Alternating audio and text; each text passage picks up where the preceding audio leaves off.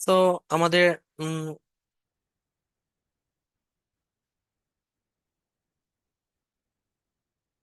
আমাকে কি দেখা যাচ্ছে?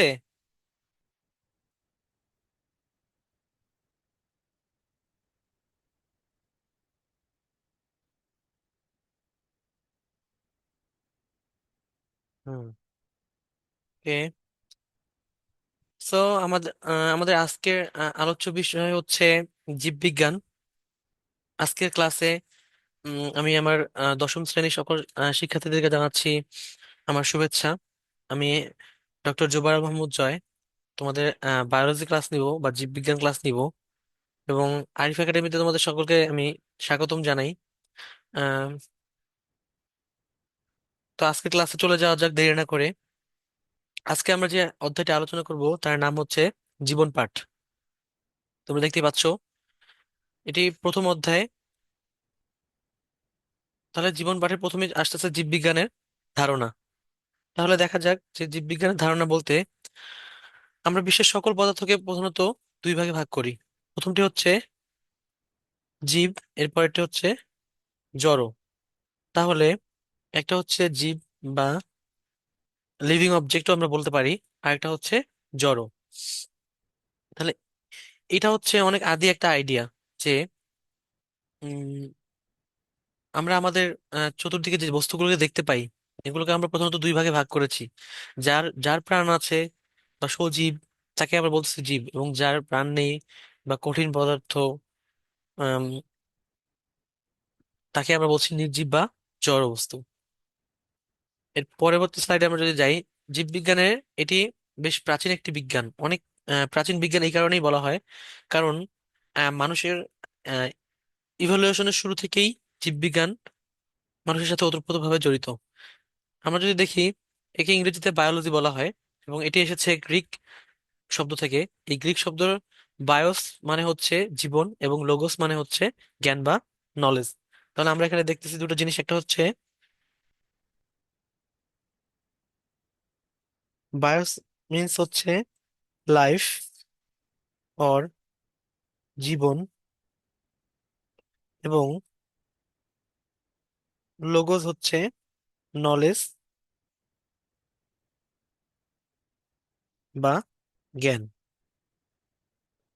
তাহলে আমরা এখান থেকে জানলাম যে জীববিজ্ঞান একটি গ্রিক শব্দ থেকে এই শব্দটি এসেছে বায়োলজি, এবং বায়োস মানে হচ্ছে লাইফ বা জীবন, এন্ড লোগোস মানে নলেজ বা স্টাডি। তাহলে জীবন নিয়ে বা জীবন সংক্রান্ত যে বিজ্ঞান আমরা তাকেই সংক্ষেপে বলতে পারি জীববিজ্ঞান বা বায়োলজি। এরপরে খুবই ব্রডলি যদি আমরা ডিসকাস করি, তাহলে জীববিজ্ঞানের দুটি ধরন আমরা চারপাশে দেখতে পাই। একটি হচ্ছে উদ্ভিদ বা প্লান্ট আমরা যেটাকে বলে থাকি, আর একটি হচ্ছে প্রাণী বা অ্যানিমাল। তাহলে যদি আমরা উদ্ভিদ বা প্লান্ট হচ্ছে প্রাণী বা অ্যানিমালস, অ্যানিমালস হতে পারে হিউম্যান বা ইনসেক্টস। প্লান্ট চারপাশে যত গাছপালা দেখতে পারি, লাইক ম্যাঙ্গো ট্রি ও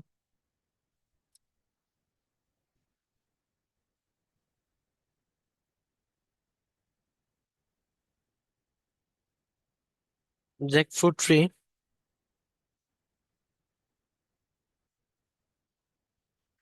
তাহলে আমরা ব্রডলি এই দুই ভাগে ভাগ করতে পারি, কিন্তু বর্তমান সময়ে যদি আমরা জীববিজ্ঞান নিয়ে আলোচনা করতে চাই, জীববিজ্ঞান এতটাই বিস্তার এবং ব্যাপকতা লাভ করেছে যে আমরা এই দুই শ্রেণীতে ভাগ করে আর আলোচনা করতে সক্ষম হব না। তাহলে সেক্ষেত্রে আমাদেরকে আর অনেকগুলো শ্রেণীতে এই উম চারপাশের জীব, জন্তু, উদ্ভিদকে ভাগ করতে হবে। তাহলে যদি এখানে আমরা সেজন্য জীববিজ্ঞানের শাখাগুলোকে প্রধানত দুই ভাগে ভাগ করতে পারি। একটি হচ্ছে ভৌত বা মৌলিক শাখা।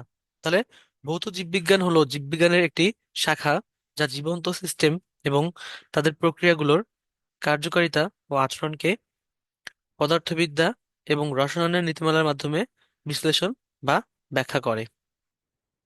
তাহলে আমরা একটা জিনিস বলতে পারি যে জীববিজ্ঞানের মৌলিক বা ভৌত শাখাগুলো প্রধানত আলোচনা করে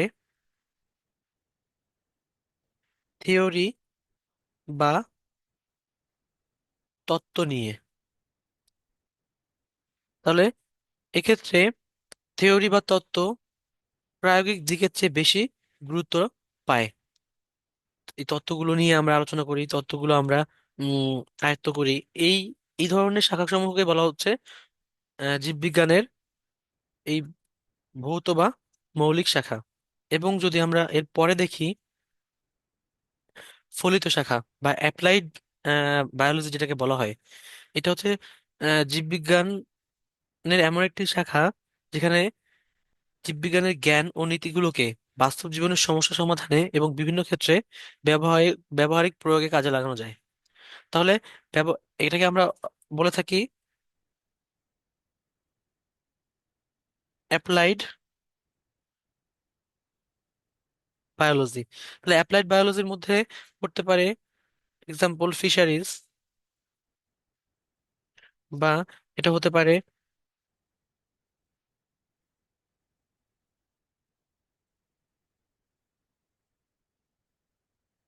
নে- বা এখানে আসতে পারে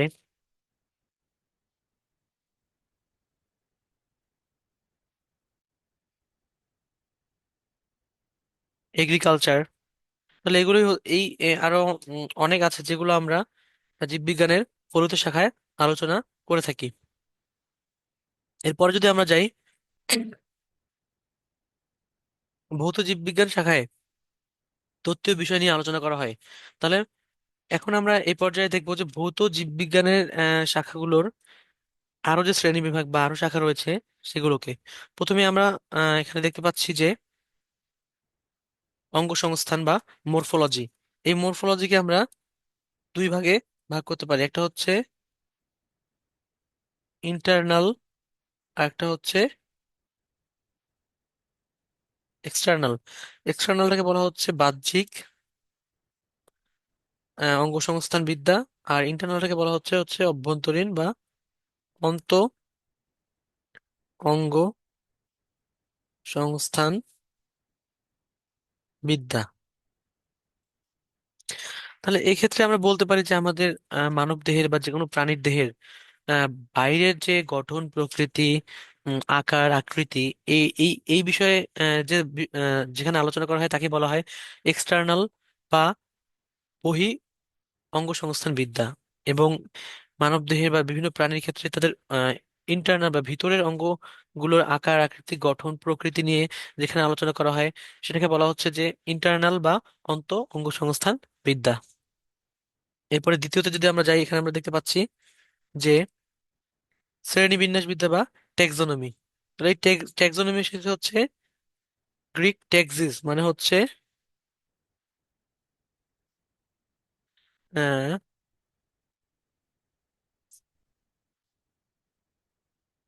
মানে হচ্ছে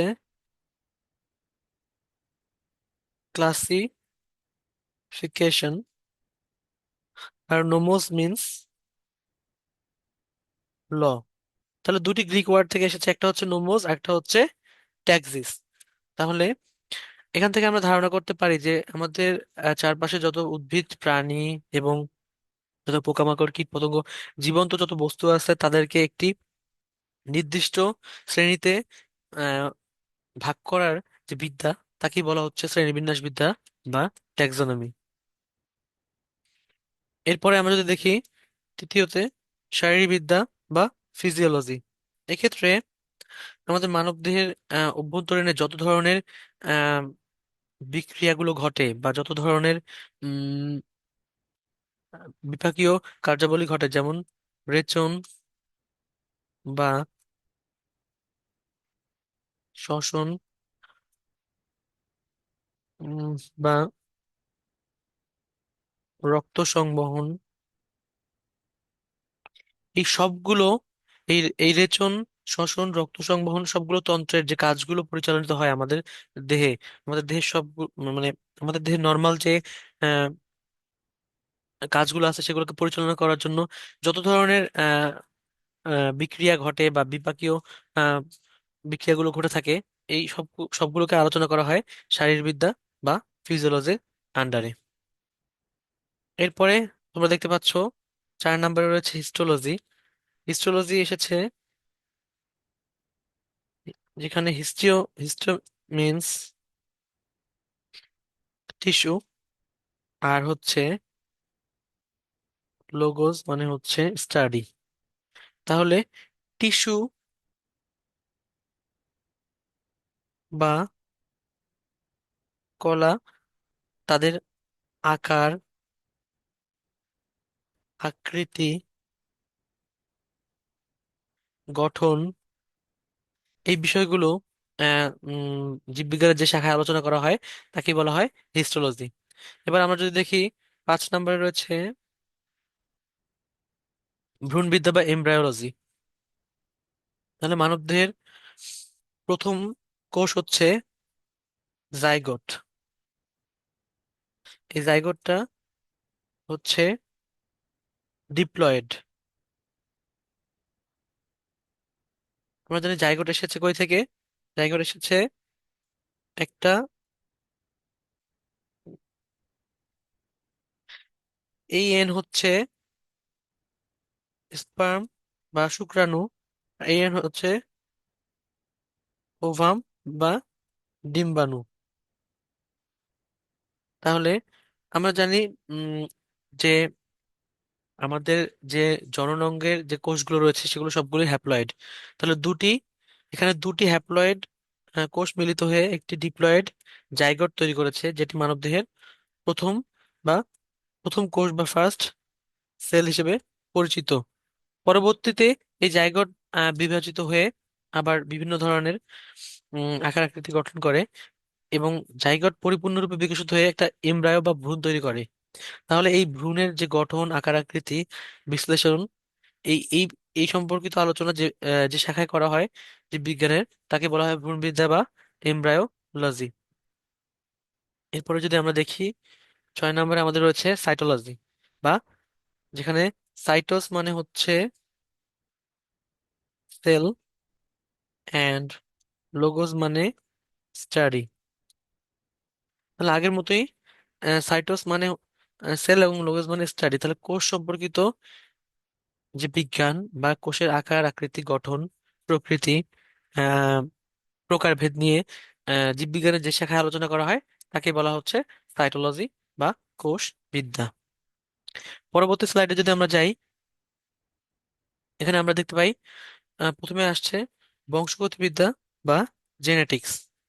এখানে কিছু জিনিস ইনক্লুডেড থাকবে, যেমন ডিএনএ, আরএনএ, জিন, ক্রোমোজোম।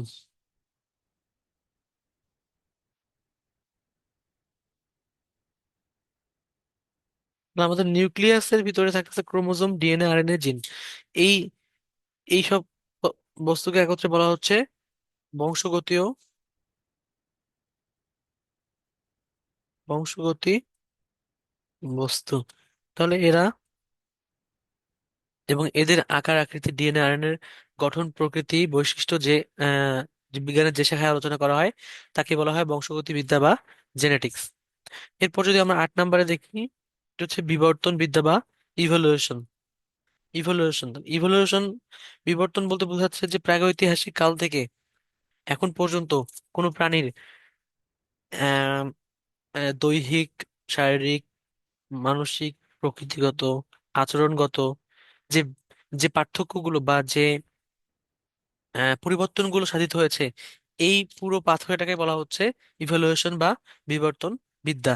যেমন অনেকে ধারণা করে থাকে যে বানর থেকে শিম্পাঞ্জি, এই যে পাথওয়ে, বা অনেকেই বলে থাকে যে বানর থেকে মানুষের আবির্ভাব ঘটেছে। উম, এই পাথওয়েটাকেই বলা হচ্ছে জেনেটিক ইভ্যালুয়েশন। এরপরে যদি আমরা বলি যে বাস্তুবিদ্যা বা ইকোলজি। ইকোলজি মানে হচ্ছে একটা প্রাণীর সাথে একটা প্রাণী, সেটা হতে পারে উম গরু বা অন্য যে কোনো প্রাণী, তার সাথে তার পরিবেশ।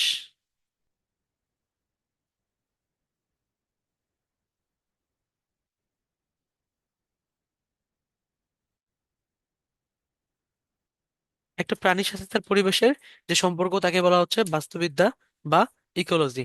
তাহলে আমরা আরো সংক্ষেপে বলতে পারি যে the relation of an organism with its environment is called ecology. মানে একটা প্রাণীর সঙ্গে তার পরিবেশের যে সম্পর্ক তাকে বলা হয় ইকোলজি বা বাস্তুবিদ্যা।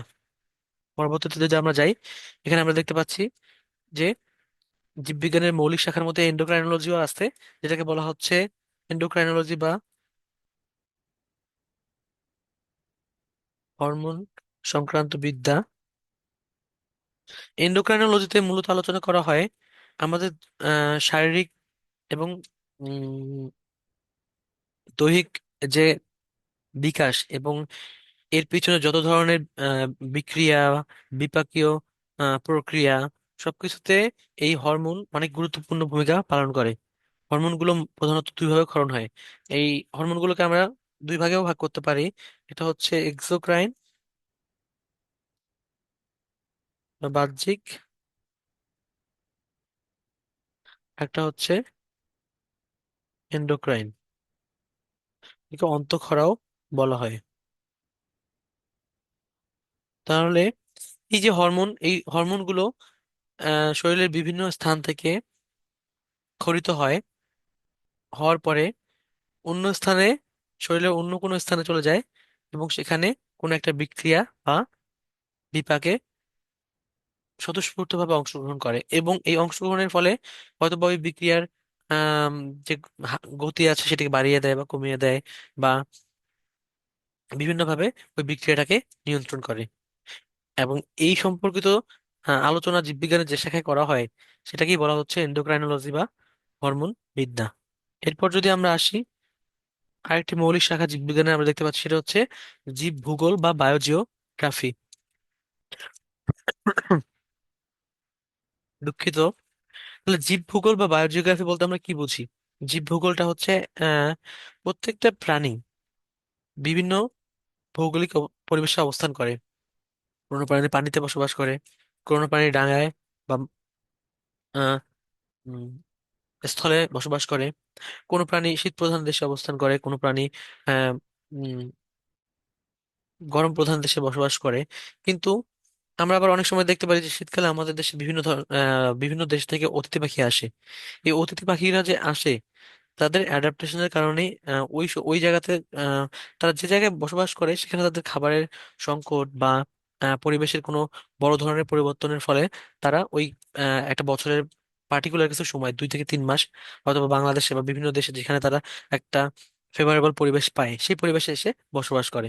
তাহলে প্রত্যেকটা প্রাণীর বসবাস, খাদ্য সংগ্রহ এবং জীবন প্রক্রিয়া চালিয়ে নেওয়ার জন্য একটা একটা ডেফিনিট একটা জিওগ্রাফি বা ভৌগোলিক পরিবেশের প্রয়োজন রয়েছে। এবং এই সম্পর্কিত আলোচনা জীববিজ্ঞানের যে শাখায় করা হয় তাকে আমরা বলছি জীবভূগোল বা বায়ো জিওগ্রাফি। আশা করি তোমরা বুঝতে পেরেছো। এর পরবর্তীতে চলে যাই জীববিজ্ঞানের ফলিত শাখা। ফলিত শাখার কথা যদি আমরা বলি, আমি আগেই বলেছি যে বর্তমান সময়ে জীববিজ্ঞানের ফলিত শাখাগুলো অনেক বেশি গুরুত্ব উম পেয়ে থাকে, কারণ এই ফলিত শাখার ব্যবহারের ফলে এই মানব মানব জীবনের জন্য অনেক ধরনের নতুন নতুন আবিষ্কার এবং অনেক ধরনের চমকপ্রদ কিছু জিনিস আমরা আহ পাচ্ছি। প্রথমে এখানে আমরা দেখতে পাই যে জীবন সংশ্লিষ্ট প্রায়োগিক আহ যে বিষয়গুলো থাকে সেগুলোকে অনেকগুলো শাখায় ভাগ করা হয়েছে। প্রথমত জীবাশ্ম বিজ্ঞান বা প্যালিওন্টোলজি। জীবাশ্ম বলতে আমরা বোঝাই যে ফসিল। আবার অনেক সময় আমরা বলে থাকি লিভিং ফসিল, মানে হচ্ছে জীবন্ত জীবাশ্ম। ফসিল বলতে প্রধানত বোঝায় যে ধরো 1000 বছর আগের কোনো একটি উম উম, ইট বা পাথর এর গায়ে আমরা একটা ছাপ পেলাম। ছাপটা কিসের? ওই ছাপটাকে আমরা বিশ্লেষণ করলাম, করে দেখলাম যে এই ছাপটা পার্টিকুলার কোনো একটা অ্যানিমেলের পায়ের ছাপ। ঠিক যেমন আমরা যদি ডাইনোসরের কথা চিন্তা করি, ডাইনোসর কিন্তু আমরা এর এক্সিস্টেন্স রিয়েল লাইফে কেউ পাইনি, বা পৃথিবীতে কেউ এখনকার সময়ে বা এই সময়ে কেউ দেখেনি। ওই সময়কার ডাইনোসরের যে বাস্তুতন্ত্র চিন্তা করা হয়, বা ডাইনোসরের যে আকৃতিটা আমরা চিন্তা করে থাকি, এই আকৃতিটা আমাদের এই বিভিন্ন ফসিল কালেকশন এবং এই ফসিলের ছাপ এগুলো দেখে আঁকার মাধ্যমে আমরা ডাইনোসরের আকৃতিটা পেয়েছি। তাহলে এই বিষয়ে জীববিজ্ঞানের যে শাখায় আলোচনা করা হয় তাকে বলা হচ্ছে জীবাশ্ম বিজ্ঞান বা প্যালিওন্টোলজি। এখান থেকে আমরা জানতে পারি যে আমাদের 3,000 বছর আগের বা 5,000 বছর আগের একটা কঙ্কাল বা একটা প্রাণী বা একটা প্রাণীর দেহাবশেষ কেমন ছিল, বা তাদের আকার আকৃতিগুলো কেমন ছিল, তাদের আকার আকৃতিতে এখন কি পরিবর্তন এসেছে। এরপর যদি আমরা দেখি, তাহলে আমরা দেখতে পাই বায়োস্ট্যাটিস্টিক্স বা জীব পরিসংখ্যান বিদ্যা। তাহলে বায়োস্ট্যাটিস্টিক্স এর কথা যদি আমরা চিন্তা করি,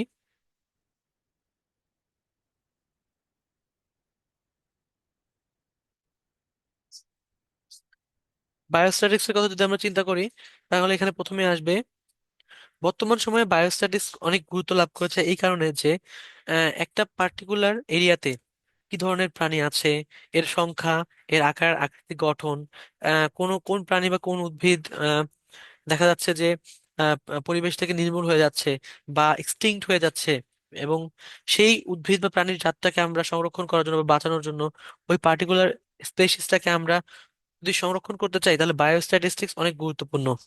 বিশেষ করে কোন ভৌগোলিক অবস্থানে কি ধরনের প্রাণী আছে, বা আমাদের সুন্দরবনে কতগুলো রয়্যাল বেঙ্গল টাইগার আছে, এই যে একটা পরিসংখ্যান, এটাই কি এই পরিসংখ্যান জীববিজ্ঞানের যে শাখায় আলোচনা করা হয় তাকে বলা হচ্ছে জীব পরিসংখ্যান বিদ্যা বা বায়ো স্ট্যাটিস্টিক্স। বর্তমানে বায়োস্ট্যাটিস্টিক্স অনেক গুরুত্ব লাভ করেছে অ্যাপ্লাইড যে বায়োলজি বা ফলিত শাখাগুলো আছে বায়োলজি বা জীববিজ্ঞানের এর মধ্যে। এরপর যদি আমরা দেখি, তাহলে পরজীববিদ্যা বা প্যারাসাইটোলজি। তাহলে আমরা জেনে থাকি যে প্যারাসাইট বা পরজীবী এগুলো মূলত বিভিন্ন অণুজীব, বিভিন্ন অণুজীব যারা আমাদের, যারা একটি হোস্ট বা ধরো মানব দেহে বসবাস করে, এবং এই হোস্টের দেহ থেকেই তারা কি পায়, নিউট্রিয়েন্ট পায় বা তাদের পুষ্টি পায়, এবং দিন শেষে এই হোস্টের দেহকেই তারা কি ক্ষতিগ্রস্ত করে।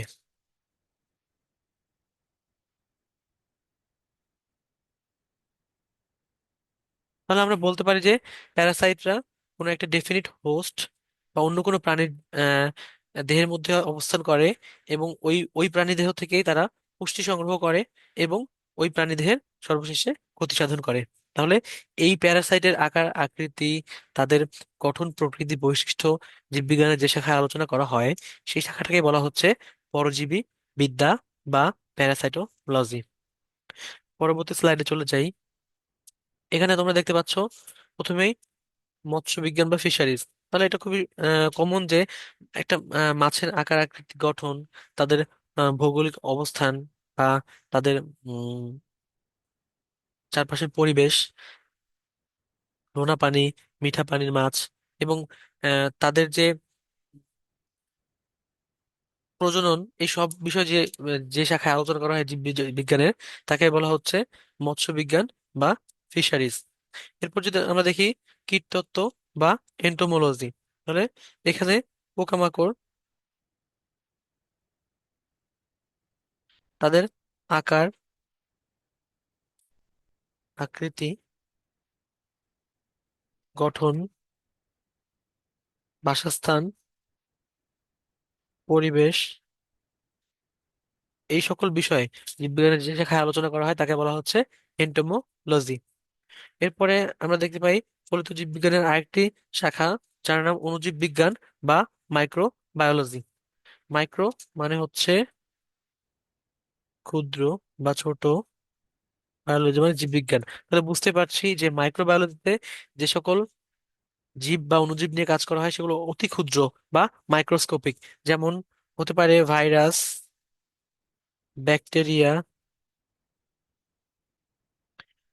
উম, তো এই ভাইরাস ব্যাকটেরিয়া এদের আকার আকৃতি গঠন প্রকৃতি জীববিজ্ঞানের যে শাখায় আলোচনা করা হয় তাকে বলা হচ্ছে মাইক্রোবায়োলজি বা অণুজীব বিজ্ঞান। এরপর যদি আমরা দেখি, এখানে আছে কৃষি বিজ্ঞান বা এগ্রিকালচার।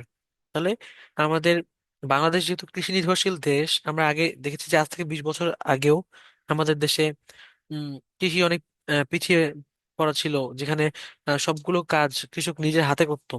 বর্তমান সময়ে দেখা যাচ্ছে যে এই এগ্রিকালচারের উন্নতি এবং ডেভেলপমেন্টের কারণে কৃষি বিষয়ে অনেক ধরনের নতুন নতুন ইনস্ট্রুমেন্ট বা নতুন নতুন ফসলের জাত এবং গবেষণার মাধ্যমে নতুন নতুন বারোমাসি ফসল আবিষ্কার করা হয়েছে।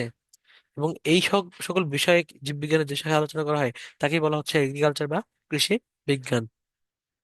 এরপর যদি আমরা দেখি জিন প্রযুক্তি বা জেনেটিক ইঞ্জিনিয়ারিং, এক্ষেত্রে আবার ডিএনএ, আরএনএ, জিন, ক্রোমোজোম,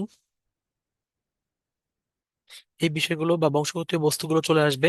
কারণ এগুলোর বিভিন্ন উম আকার আকৃতি, গঠন প্রকৃতি থাকে, এবং একটার সঙ্গে আরেকটার মিউটেশনের মাধ্যমে আমরা নতুন নতুন অনেক কিছু আবিষ্কার করতে পারছি, বা দেখা যাচ্ছে যে আমরা একটা নতুন ধরনের ফসলের জাত আবিষ্কার করে ফেলছি শুধুমাত্র এই জিন প্রযুক্তি ব্যবহার করেই। তাহলে জীববিজ্ঞানের এই ফলিত শাখার মানব উম, সভ্যতার জন্য অনেক বেশি গুরুত্ব রয়েছে। এরপরে যদি আমরা দেখি যে বায়োকেমিস্ট্রি বা প্রাণ রসায়ন, বায়ো মিনস লাইফ আর কেমিস্ট্রি হচ্ছে রসায়ন। তাহলে আমাদের মানব দেহে বা প্রাণী দেহে বা উদ্ভিদের দেহে যত ধরনের ক্রিয়া বিক্রিয়া ঘটে থাকে তাদের সম্পর্কে জীববিজ্ঞানের যে শাখায় আলোচনা করা হয় তাকে আমরা বলছি বায়োকেমিস্ট্রি বা প্রাণ রসায়ন। সাপোজ ধরো তোমরা সালোক সংশ্লেষণের যে বিক্রিয়াটি, এখানে উম, উম, কার- আহ, অক্সিজেন এবং তোমার ওয়াটার মিলে কার্বোহাইড্রেট এবং oxygen plus water, carbon die oxide এবং ওয়াটার তৈরি করে। তাহলে এই বিক্রিয়ার মাধ্যমে আমরা দেখতে পাই যে এইসব বিক্রিয়াই প্রধানত বায়োকেমিস্ট্রি বা প্রাণ রসায়ন বিষয়ে আলোচনা করা হয়।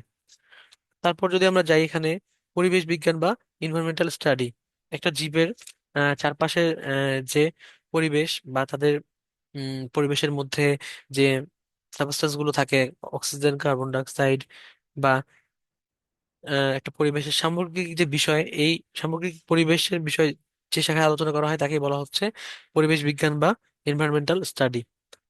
আর এরপর আমরা দেখতে পাচ্ছি আরেকটি ফলিত শাখা যেটাকে বলা হচ্ছে সামুদ্রিক জীববিজ্ঞান বা মেরিন বায়োলজি। তাহলে আমরা জানি যে সমুদ্রের নিচে একটা অনেক অন্যরকম এবং আলাদা একটা ওয়ার্ল্ড আছে। অনেক সময় স্কুবা ডাইভিং যারা করে, ওরা ওরা যখন স্কুবা ডাইভিং করে আমরা দেখতে পাই যে সমুদ্রের নিচে অনেক ধরনের প্রাণী, অনেক ধরনের কালারফুল উদ্ভিদ, রঙিন রঙিন সব পোকামাকড় দেখতে পাই। এই যে তাদের এই সব পোকামাকড় এবং উদ্ভিদ, এই সমুদ্রের নিচের যে একটা পরিবেশ, এটা নিয়ে যে জীববিজ্ঞানের যে শাখায় আলোচনা করা হয় তাকে বলা হচ্ছে সামুদ্রিক জীববিজ্ঞান বা মেরিন বায়োলজি। এরপরে আমরা দেখতে পাচ্ছি জীব প্রযুক্তি বা বায়োটেকনোলজি। তাহলে বায়োটেকনোলজি এখানে ওই সেম ভাবে এটা অনেকটা জেনেটিক্যাল ইঞ্জিনিয়ারিং সঙ্গে যুক্ত। কারণ এখানেও আমরা ডিএনএ, আরএনএ রিকম্বিনেন্ট বা ডিএনএ রিকম্বিনেন্ট টেকনোলজি ইউজ করে, ব্যবহার করে বিভিন্ন ধরনের উম, নতুন ফসলের জাত বা নতুন উদ্ভিদ বা নতুন বীজ বা নতুন কিছু যেগুলো মানব সভ্যতায় মানুষের অনেক সহায়ক ভূমিকা পালন করছে এমন জিনিস আবিষ্কার করছি। এবং এই বায়োটেকনোলজির মাধ্যমে আমরা অনেক ধরনের ঔষধ বা অনেক নতুন ধরনের নতুন জাতের সবজি বা ফসল উৎপাদন করতে সক্ষম হচ্ছি। তো জীববিজ্ঞানের ফলিত শাখার মধ্যে বায়োটেকনোলজির অনেক বিশেষ গুরুত্ব রয়েছে। এরপর যদি আমরা চিন্তা করি ফরেস্ট্রি বা বন বিজ্ঞান, তাহলে আমরা যদি চিন্তা করি সুন্দরবন এর কথা, তাহলে এই সুন্দরবনের যে ইকোলজি বা বাস্তুবিদ্যা বা সুন্দরবনের যে অ্যানিমেলস, প্লান্টস, উদ্ভিদ এবং গাছপালা রয়েছে, এই সকলকে মিলে এই ধরনের একটা বনভূমি চিন্তা করলে পৃথিবীর সকল বনভূমি বা এই তার কন্টেন্ট গুলো নিয়ে যে জীববিজ্ঞানের যে শাখায় আলোচনা করা হয় তাকে বলা হচ্ছে বনবিজ্ঞান বা ফরেস্ট্রি। এরপর যদি আমরা চিন্তা করি ফার্মেসি, এখানে প্রধানত ঔষধ ও ঔষধ শিল্প নিয়ে আলোচনা করা হয়। তাহলে বর্তমানে আমরা অনেক বেশি এলোপ্যাথির উপর নির্ভরশীল। আগের জামানায় আমরা আমাদের মধ্যে অনেকেই হোমিওপ্যাথি বা গাছন্ত হার্বাল ওষুধ গ্রহণ করতো, কিন্তু এখন মানুষ আহ, সময় এবং টেকনোলজির ব্যবধানে 99% মানুষই এখন এলোপ্যাথির উপর নির্ভরশীল, এবং এই এলোপ্যাথিক যে ওষুধ শিল্প, এই পুরোটাই এবং ওষুধ তৈরির যে প্রক্রিয়া বা এর পিছনের যে সায়েন্সটা, এই বিষয়ে যে যে জীববিজ্ঞানের যে বিষয়ে আলোচনা করা হয় তাকে বলা হচ্ছে ফার্মেসি বা ফার্মাসিউটিক্যাল সায়েন্স বা ওষুধ বিদ্যা। এরপর যদি আমরা দেখি, প্রথমে আসছে বন্য প্রাণীবিদ্যা বা ওয়াইল্ড লাইফ, যেটাতে আমি বললাম যে সুন্দরবনের ক্ষেত্রেই এর ভিতরে যে রয়্যাল বেঙ্গল টাইগার থেকে শুরু করে অসংখ্য প্রাণী আছে, এদের যে পরিবেশ এবং পরিবেশের সুন্দরবনের উম মধ্যে এদের যে পরিবেশ এবং পরিবেশের সাথে এদের সম্পর্ক, এবার এদের সংখ্যা, আকার আকৃতি, এদের বৈশিষ্ট্য, এগুলো জীববিজ্ঞানের যে শাখায় আলোচনা করা হয় তাকে বলা হয় হচ্ছে ওয়াইল্ড লাইফ অর বন্য প্রাণীবিদ্যা। আমরা যদি অ্যামাজন বনের কথা চিন্তা করি, সেখানে যে প্রাণীরা বসবাস করছে সেটাকেও আমরা বন্য প্রাণীবিদ্যা বা ওয়াইল্ড লাইফের আন্ডারে ফেলতে পারি। এরপর যদি আমরা যাই বায়ো ইনফরমেটিক্স, বায়ো ইনফরমেটিক্স বর্তমান সময়ে অনেক জনপ্রিয় একটি সাবজেক্ট বা বিষয়, কারণ এখানে কম্পিউটারাইজড পদ্ধতিতে জীববিজ্ঞানের সকল যে তথ্যগুলো আছে সেগুলোকে সংরক্ষণ করা হয়, এবং এই কম্পিউটারাইজড সংরক্ষণ প্রক্রিয়ার কারণেই সেগুলোকে পরবর্তীতে শনাক্তকরণ বা সেগুলোকে পৃথকীকরণে খুবই দ্রুত করা যায়। এবং এই সকল বিষয়ে জীববিজ্ঞানের যে শাখা আলোচনা করা হয় তাকে বলা হচ্ছে বায়ো ইনফরমেটিক্স। এরপর আমরা যদি দেখি, তাহলে চিকিৎসা বিজ্ঞান বা মেডিকেল সায়েন্স, এক্ষেত্রে মানবদেহ মানবদেহের রোগতত্ত্ব এবং আমাদের দেহের যে রোগ বা জীবাণু, আমরা যার মাধ্যমে আমাদের শরীরে রোগ জীবাণু ছড়ায়, সেই সব বিষয় নিয়ে জীববিজ্ঞানের যে শাখায় আলোচনা করা হচ্ছে তাকে বলা হচ্ছে মেডিকেল সায়েন্স বা চিকিৎসা বিজ্ঞান। আমরা যদি পরবর্তী স্লাইডে চলে যাই, ধন্যবাদ। তাহলে আজকে আমাদের জীববিজ্ঞানের এই প্রথম ক্লাস এটুকুই, এই পর্যন্তই ছিল, এবং আমি আশা করি তোমরা এই ক্লাসের মাধ্যমে জীববিজ্ঞান কাকে বলে এবং জীববিজ্ঞানের প্রকারভেদ বা জীববিজ্ঞানের শাখাসমূহ, ভৌত এবং আম, প্রায়োগিক যে জীববিজ্ঞানের দুটি আলাদা আলাদা শাখা রয়েছে, অ্যাপ্লাইড বায়োলজি এবং থিওরিটিক্যাল বায়োলজি, এগুলো সম্পর্কে অনেক ভালো একটা ধারণা লাভ করেছো। এবং যা আমি শিখেছি আশা করি তোমরা পরবর্তীতে বুঝিয়ে বলতে পারবে। সবাই ভালো থাকো, ইনশাল্লাহ। পরবর্তী ক্লাসে দেখা হবে সবার সঙ্গে। আসসালামু আলাইকুম, and good day from Arif academy. Thank you so much.